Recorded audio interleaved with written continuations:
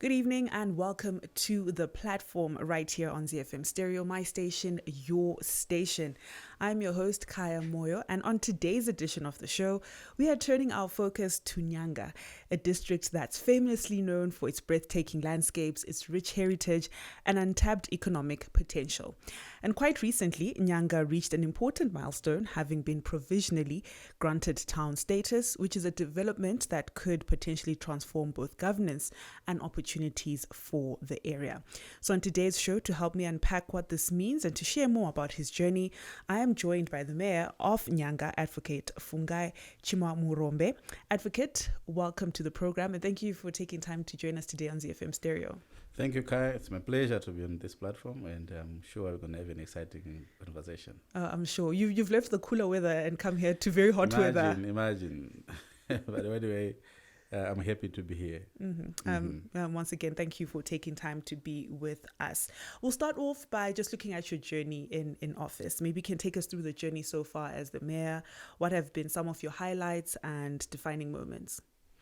Well, thank you very much, Kaya. It has been exciting. Of course, we could have our own share of challenges as we administer our district. But I'm very excited because there are many things that came through my term of office, which I would list to you. But more importantly, I'm very excited to advise that we had an assessment which has been done, obviously, through the Office of the President with the private consultant, which we are ranking and assessing performance of local authorities among other government entities. We came out number 4 out of 92 local authorities. So we are in the top 5. Congratulations. Performing local authorities.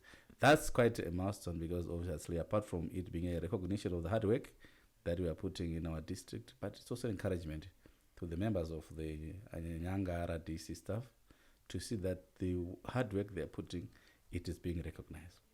Now, coming to other areas where we feel we are also doing some good work in our district is around the issue of advertising or marketing or putting out Nyanga out to the whole world or the region.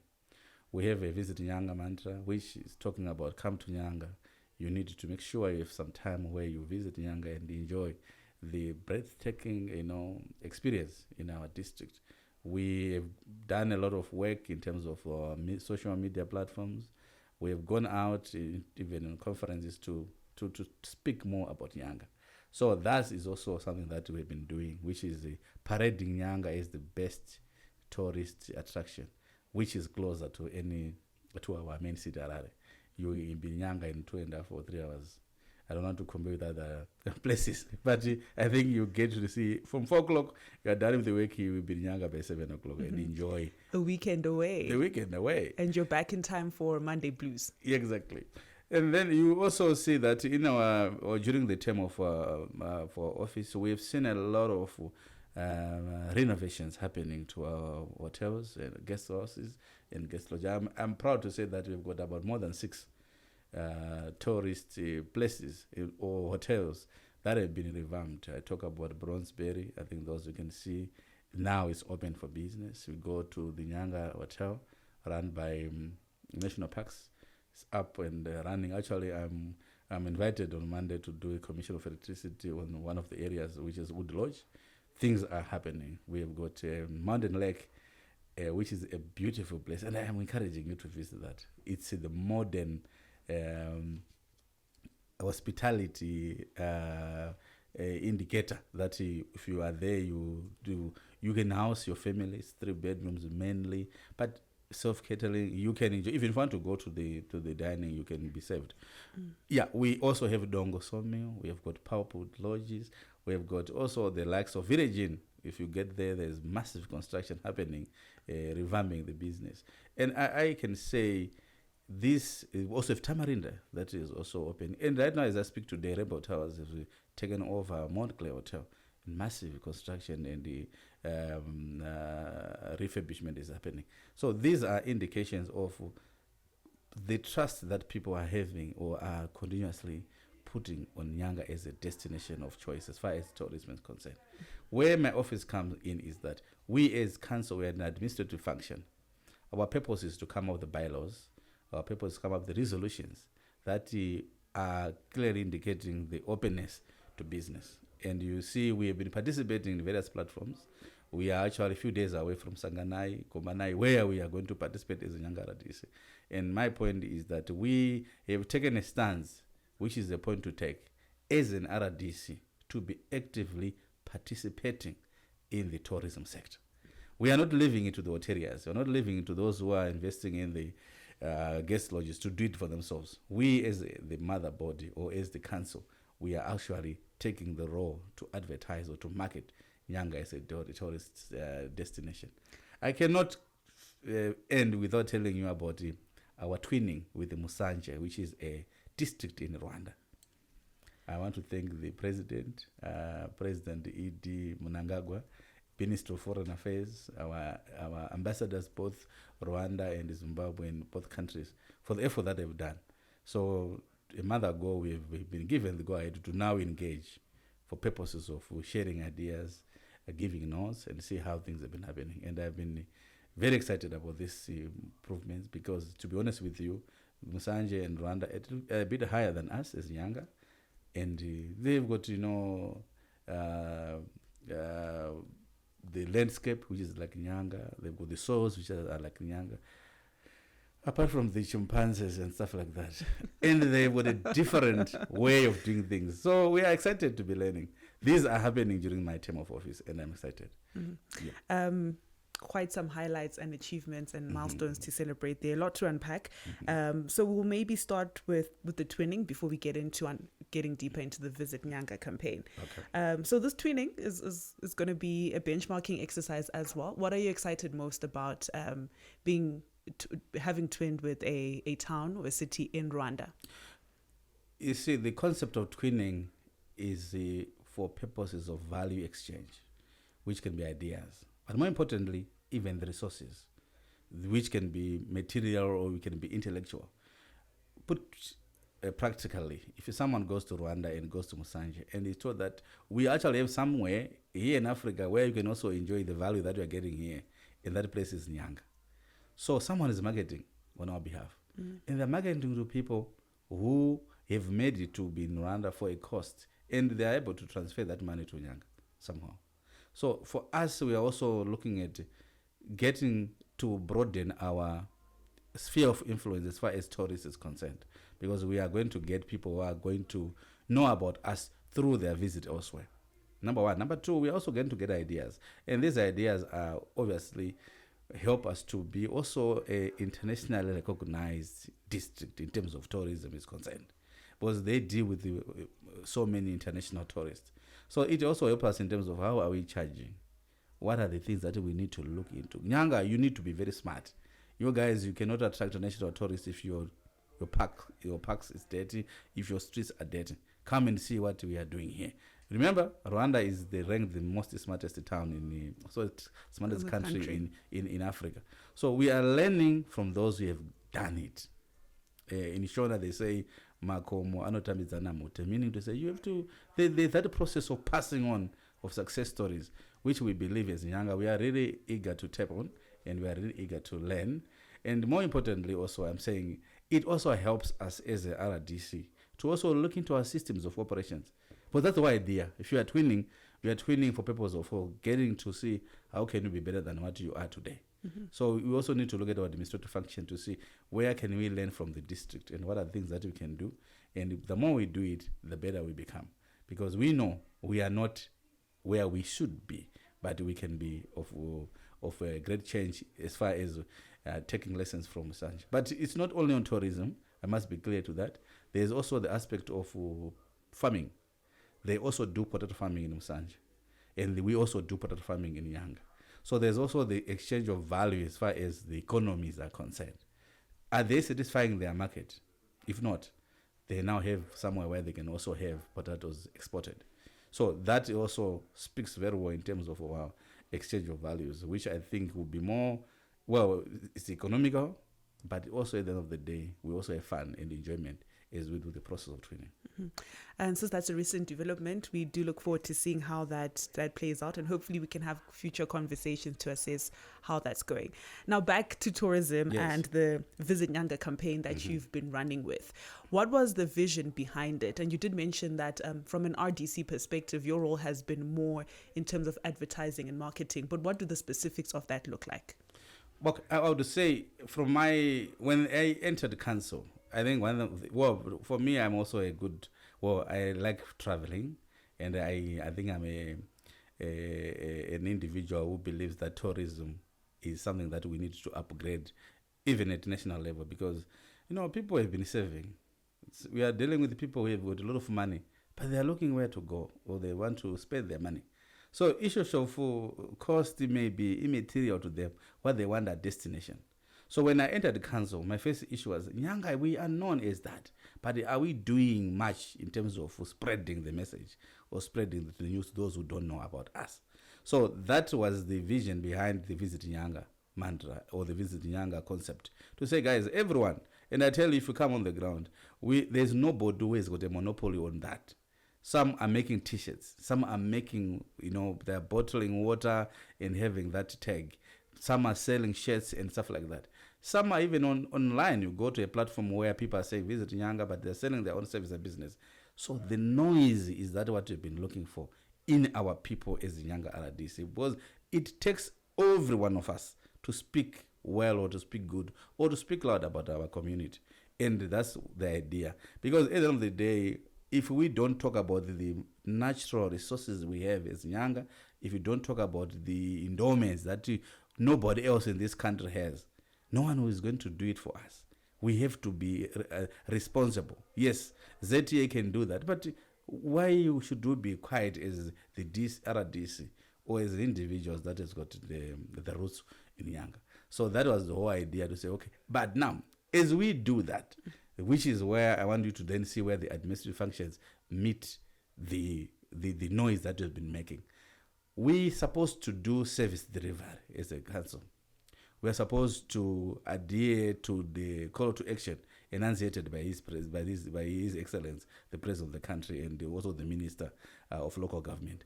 So what we need to do is to collect the rubbish. We need to supply the required medicines in our clinics as Nyanga. We need to supply, or we need to give good roads. We need to have nice streets that are viable.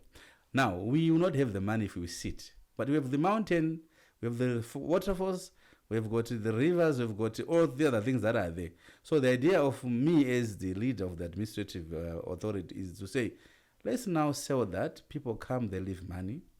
When money is left in Nyanga, we are now able to charge, or we are now able to to ask for levies or anything that is now paid by the waterias.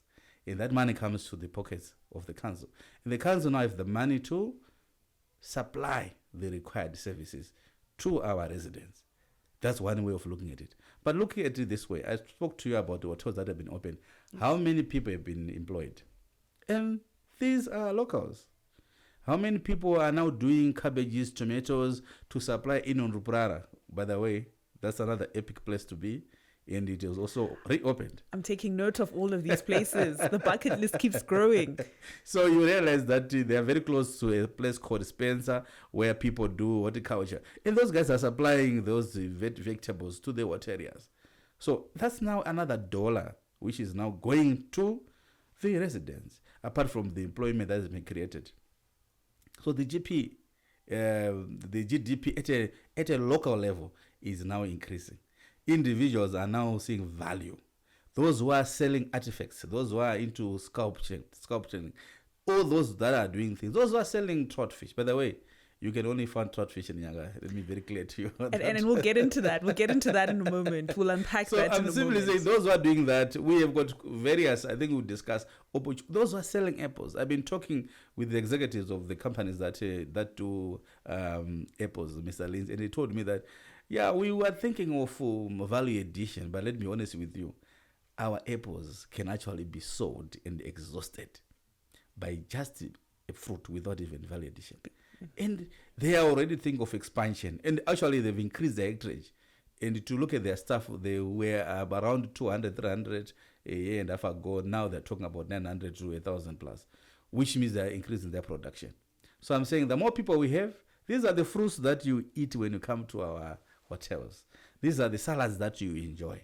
But above all, the employment being created by the increase in the economy is very fantastic, and we are happy about that. And thank you for highlighting the ecosystem that exists. We tend to look at issues in isolation, but we don't realize that a boost in tourism leads to all these other the employment creation that you've mentioned, value addition. It becomes a whole ecosystem that is thriving. So you did mention the Visit Nyanga campaign. However, there tends to be a cry from locals that domestic tourism is still quite inaccessible and expensive for the average citizen. Looking at Nyanga specifically, are there any initiatives or any efforts you're doing to make tourism accessible for the locals? Okay, when you say locals, I'll take it that you mean the people from Nyanga? And Zimbabweans at large. But people like Khaya that have never been to Nyanga at their big ages. But I don't think the statistics are correct. Why? Because we had statistics. Remember when we meet as council, we have a committee that is called the Rural District Development Committee, and we call heads of departments to come in that meeting. We also have representation from the national parks. And from the way I saw figures, we have been jumping with the thousands in terms of local visits. But let me not take away the question and the point, because I know the cry is largely, obviously, from our own local Nyanga people who are saying, look, where would I find the $5 to pay for me to access the national park? I would say we've been having various engagements, and we have been looking at trying to engage for people having a two-tier payment system as far as locals are concerned. If someone comes and they demonstrate that he's local, is directly from Nyanga, can you consider? But I tell you, it's a process which at this particular time we are just lobbying. And as we lob, obviously we know one day we'll be successful.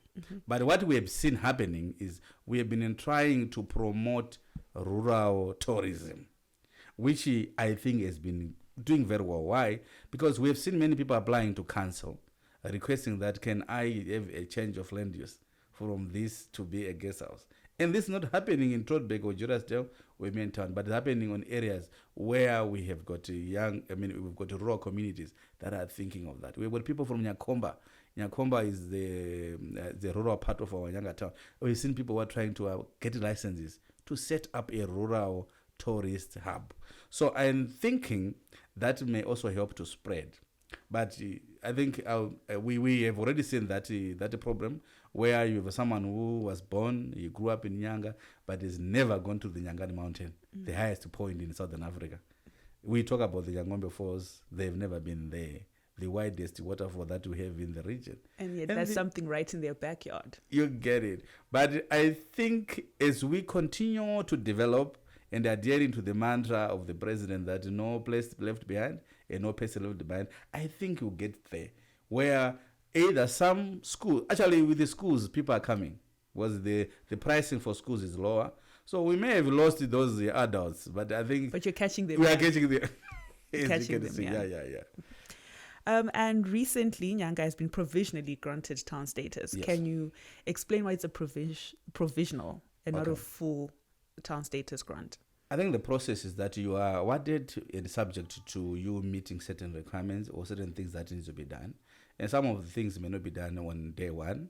You need to do as a process. For example, relocation of certain businesses and entities that will have been in certain location, that obviously requires some time. But the setting up of things, we have been seeing that a lot of work has been happening, and also our approach has totally been different. We are now looking at smart city approaches in terms of our construction. We also now, recently have been talking to the CEO and the people management that states that are being given in the upper town of Nyanga, we now need to have designs that speak to the modern town. We need to make sure we assist people in terms of construction, the layouts, what do you really want?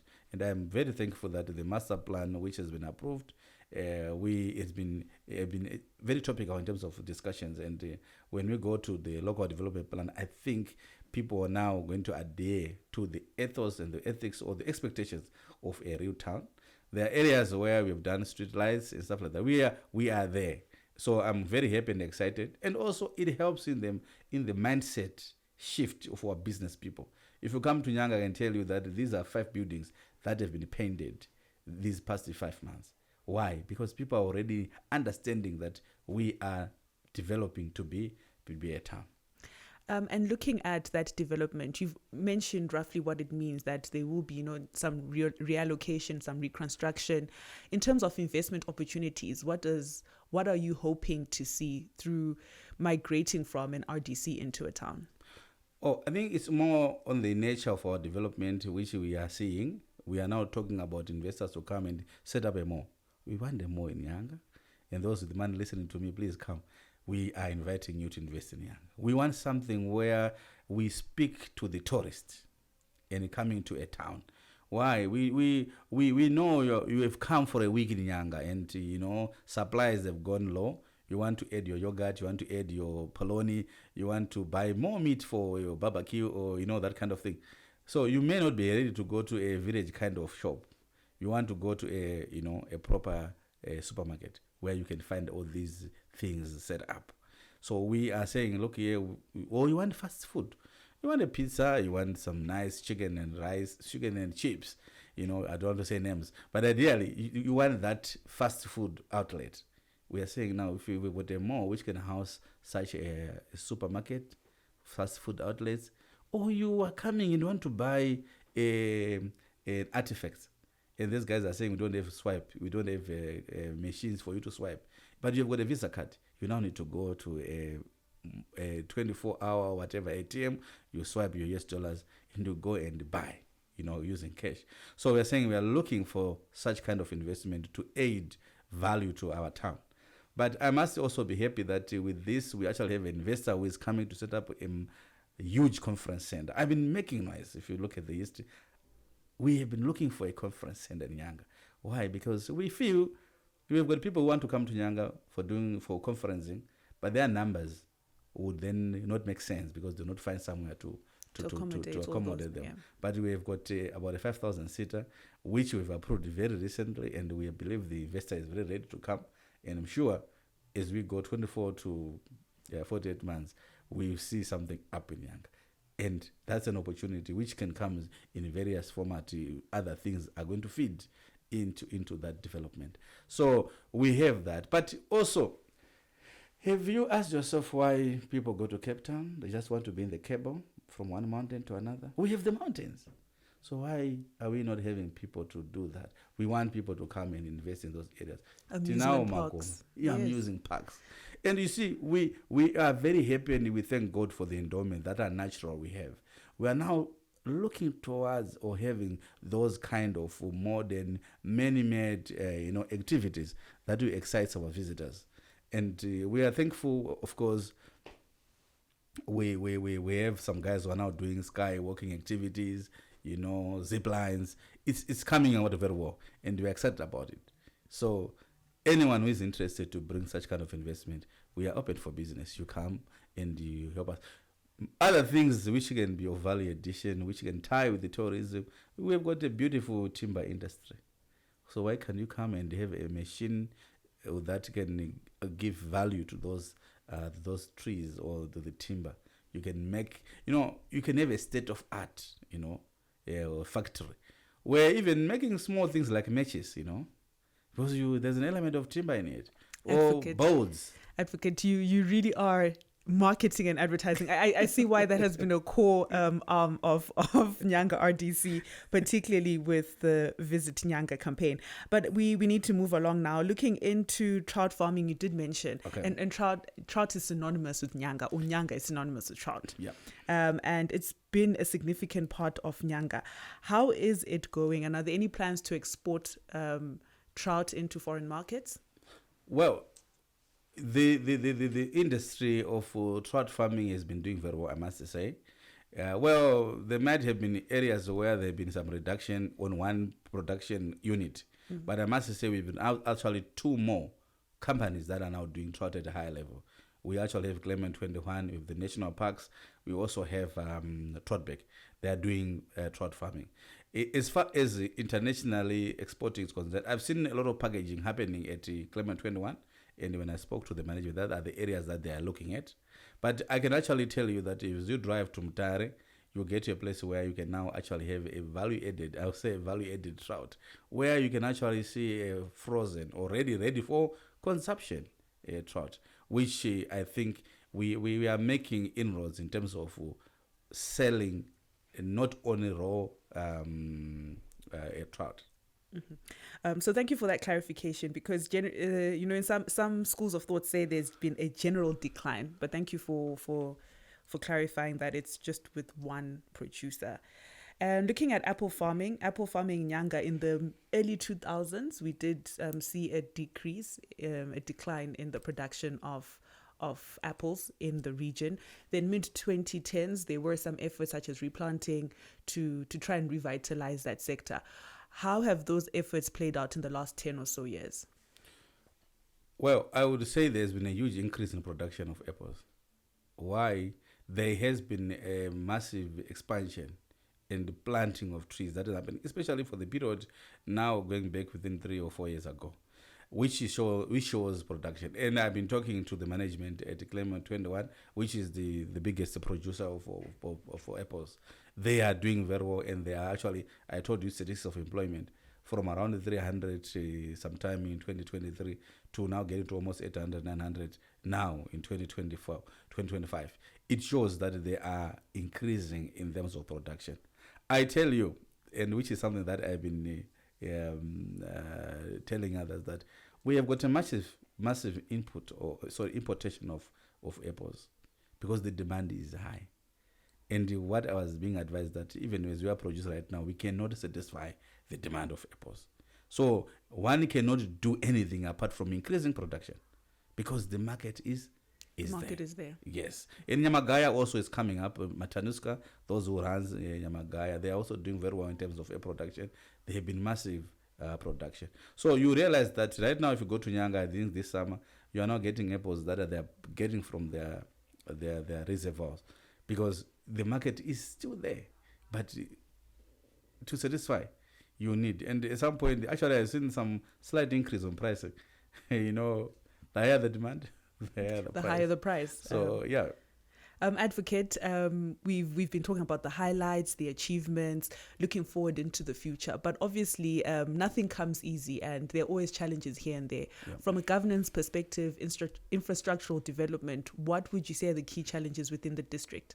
I think the district would require revamped or new yellow equipment, which is, the graders, those equipment that we use to construct our roads and clear land.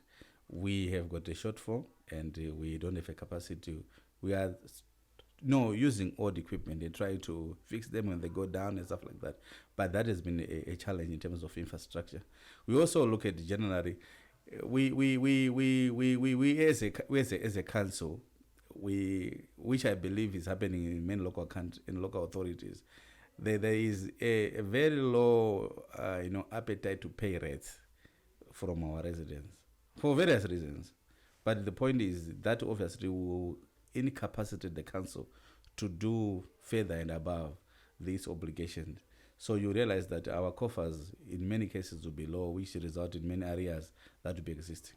So what we are trying to do, which I think you can see from my conversation with you, is you are trying to increase capacity to generate the revenue in other areas so that we can assist our struggling residents and to empower the local authority to raise funding and improve in terms of its deliverables. So these are some of the challenges. But I must also indicate that we, as a current council, we're coming up with the, different approaches, which obviously people might not be, as fast as would want to adapt to change. But anyway, as you know, we start low. Yes, we have early adopters, we have laggards. You get it, yeah.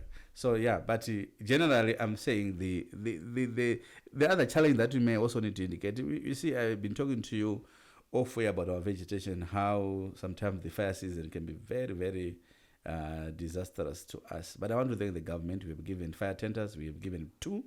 And they have been busy, I tell you, for the past 10 days. They've been busy, going up and down the streets or the estates to put off the fire. So we have a lot of work in terms of educating our people about the fire, educating, our communities. Because some of the cases you hear that is because someone wants to hunt some rats or hunt some, or throwing some cigarettes everywhere. So there's been a lot of work that you've been doing, because if you destroy our trees, that's our timber industry. If you destroy our, our grasses and indigenous trees, that's the beauty of Nyanga. So we have been doing a lot, and we've been looking for support from our law enforcement agents. So those are some of the teething areas where or challenges that we've been trying to put in order. And you've already alluded to partnerships with government. Any partnerships within the private sector? Yes, we have been getting some applications, and some have been approving them through full council, where people want to come and partner with the Nyanga RDC in various economies. Some are talking about, obviously, the meat market, but we're talking about investments in terms of building of lodges or building of a conference center. We also seeing a growth in terms of appetite, in terms of commercial stands. The level of partnership, obviously, someone pays development levy, given a lease and develop. I want to tell you what happened early this year, where we had stands, about 20, that were put up for development levy payments and people to participate in the development. They were taken up within one day. I tell you, advert up today, we spread it out. The next day, done, they were all taken, gone. So that in itself give us confidence in the product Nyanga RDC, or in the product Nyanga that we are sharing to our people.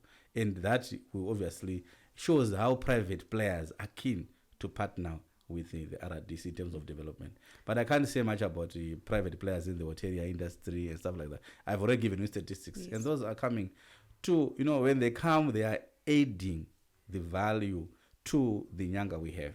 And such is commendable, and we're happy with that development. And last month, I have so much to say. In Onupurara, they came with about, should be nine well-designed and decorated rubbish bins. They say, Nyanga, we want you to be smart. The RDC, please distribute these bins or refuse bins to the strategic places of our district. That's kind of partnership we want. And we have been seeing that happen in various areas. We are happy with that. So the future looks good for Nyanga, from a rural district council to town status. Obviously, the next is city status. We are very confident. Given the opportunity to serve, we are really eager to have that happening in our generation. Advocate, unfortunately, that's all the time that we have for our conversation. But thank you once again for taking time to speak to us and to really sell the beauty of Nyanga. I have been sold. I have been sold. If you were to market Nyanga in one short sentence, what would it be? Yeah, that's a good one. What is short sentence? The best tourist attraction, where you have got a lot of destinations to visit and a site to visit and enjoy in a space of 48 hours. My takeaways from today's conversation is that so many steps are being taken towards town status. There are lots of efforts in tourism and investment in Nyanga, and it's clear that the Eastern Highlands have a lot to offer, and we're excited to see how this plays out in the next few years. I've been in conversation with Advocate Fungai Chimwamurombe, who is the mayor of Nyanga, sharing exciting developments in terms of Nyanga RDC recently being granted provisional town status, and some of the investment opportunities that invest there and that you can invest in there, as well as tourism opportunities. That's all for today's edition of The Platform. I've been your host, Khaya Moyo. Make sure you stay tuned to ZiFM Stereo, my station, your station, for more conversations that matter.